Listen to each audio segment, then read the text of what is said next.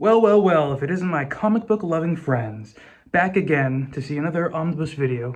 Thank you for that. And sorry that there hasn't been much output in videos this week. My packages, they all got delayed.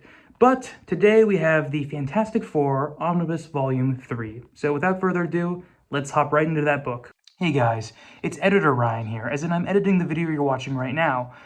Sorry to, cut off your usually scheduled programming, but I just wanted to tell you something very quickly, then, let you on your way to watch the rest of the video. I wanted to say that there's this video today, obviously, you guys are watching it, so you know that, but I'm also going to have a video tomorrow, and on Monday, and Tuesday, and Wednesday, and Thursday.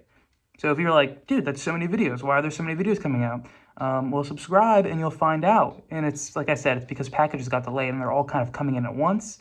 So Omnibus Palooza and other stuff Palooza. So stay tuned. I'm a spine lover myself, so I always have to show the spine. These are the controversial spines, and I will say they look a little bit better all together. Still not my favorite thing in the world. I do like the picture, but that font, man, it's too small, but I guess there's no changing it now. As you can very clearly see, I went with the Alex Ross artwork cover. I'm a huge fan of Alex Ross. I always have been, and I love his Fantastic Four designs in particular. I almost got this as a sideshow art print before, actually, so it's cool to have it in omnibus format. In the back of the book is what we've classically seen with these old school Marvel omnibuses, just a display of all the covers that are collected within. There's nothing fancy on the outside, so we're just going to jump right into the book. So what is collected in here? Well, this is the Fantastic Four 1961 series. It collects issue 61 through 63 and annual 5 through 7.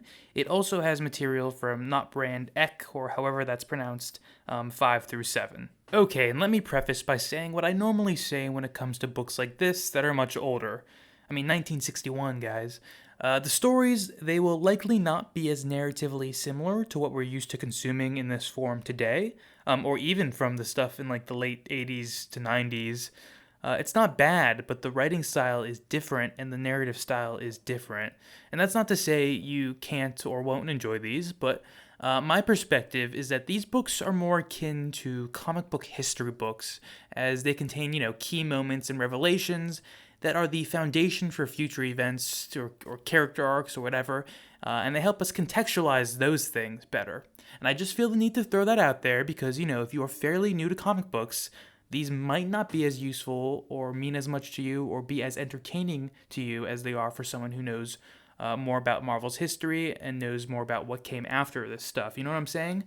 So just keep that in mind when you're making your purchase list. Okay, but if you are familiar with this material, you've been reading the other omnibuses or you saw my video about the Fantastic Four Omnibus Volume 2, well, you'll know that in the first Fantastic Four volume and in the second Fantastic Four volume, there are many notable issues or first appearances or like first conceptual introduction of something major in those stories. And you might think old Jack Kirby and Stan Lee used their best ideas in those first two volumes, but I'd say things keep getting even better as they up the ante, and there are, many equally notable issues in this book as well. Also, Jack Kirby has killed it previously, but I feel like he really hits the height of his game in here. It is beautiful to look at, mesmerizing at times, really, and it definitely shines in this oversized format. So you know what, even if you don't want to look at this book for its like entertainment value for the stories, you don't want it for its historical context, you may just want it to flip through and look at Jack Kirby's artwork because the stuff is really great. And it's different seeing pictures of it online than it is holding it in your hands in that beautiful oversized format, as I mentioned. Speaking of notable introductions, we get someone special in this issue we're flipping through right now, and that's old Golden Boy, old Cocoon Man, and someone who is heavily rumored to be appearing in Guardians of the Galaxy Volume 3. It is, of course, Adam Warlock, which we found out later, really, but yes, this is his first appearance. We also get another very amazing character, or, someone who will grow to be an amazing character in this, as our first family expands, and Sue Storm reveals that she's pregnant in this book, and she has her child in this book, her first child, which is also, of course, Franklin Richards, who I couldn't tell you anymore because, Fantastic Four and X-Men seem to be having a tug-of-war battle in the editorial sense over him, so like I said, I can't tell you anymore if he's a mutant or not, or if he's just, has awesome powers, but, that's, I guess, another subject for another day. But he's also, by the way, not Franklin Richards in this. He becomes that later, but he's just Baby Richards in this. I don't think I saw them refer to him as Franklin Richards in this once. You'll also probably notice a lot of Inhumans in this who were introduced in the previous omnibus. And look, here's why I'm laughing. Now, I know nothing about the popularity of the Inhumans back in the 60s, so I'm speaking from the perspective of, just modern times. But looking back, I feel like the Inhumans were kind of like a Fetch type situation. You know what I'm saying? I mean, like Fetch from Mean Girls. The, hey, stop trying to make the slang Fetch happen. It's not gonna happen thing.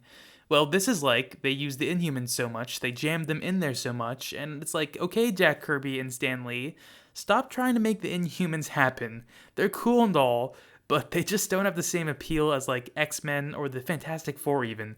So how about we just let the Fantastic Four shine more in their own book, okay? You don't need to keep throwing us with these Inhumans. If you want to go try like an individual Inhuman series, which they may have, I don't know. I've never like read a Inhumans series from this time, or the original Inhuman series or whatever. But it's like, if you want to go do that on its own thing. Don't use our Fantastic Four cosmic multiversal time on the Inhumans. Sorry, mini rant, but yeah, there's my opinion on that. We do get a lot of Silver Surfer in this as well, as you can see. And look, that I appreciate because, one, the Silver Surfer is just inherently a very, very cool character. Two, he feels like he belongs more so in a Fantastic Four book than like the Inhumans do. And I know the Inhumans and Silver Surfer have both had their own individual series. At least I can say with confidence that the Silver Surfer has, although, look, yeah, the Inhumans have as well. I haven't read it, so, I can't say much about it. But I don't mean to, diss on the Inhumans if you're a big Inhumans fan. Look, I like them too, somewhat. I like Medusa and Black Bolt, and then that's probably about it as far as, notoriety of characters go for me. And Black Bolt, my man doesn't even speak very often, so, do with that what you will. Okay, no more Inhumans talk.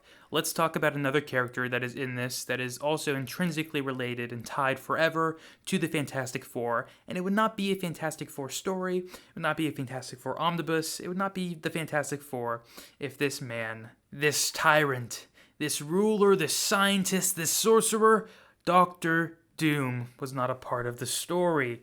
Yes, of course, Doctor Doom is here as well, up to his old Doctor Doom ways.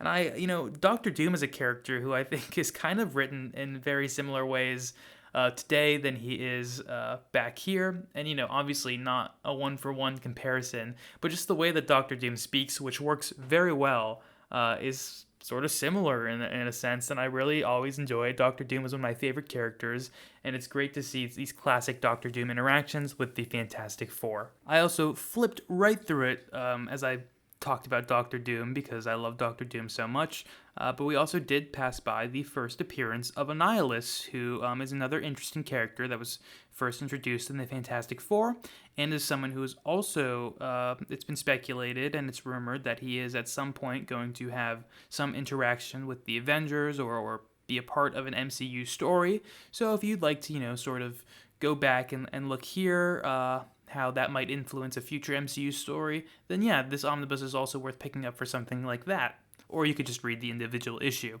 But the point is, there are a lot of individual issues that might be foundational points for things that might happen later in the MCU. This is kind of a fun story coming up where, we get some Skrull action as well, and Ben Grimm is enslaved by them, and he's on Skrull Planet and has to sort of face off in this gladiator match. The Thing stories are always fun, and the Thing has to be my favorite member of the Fantastic Four, I think, right next to Invisible Woman.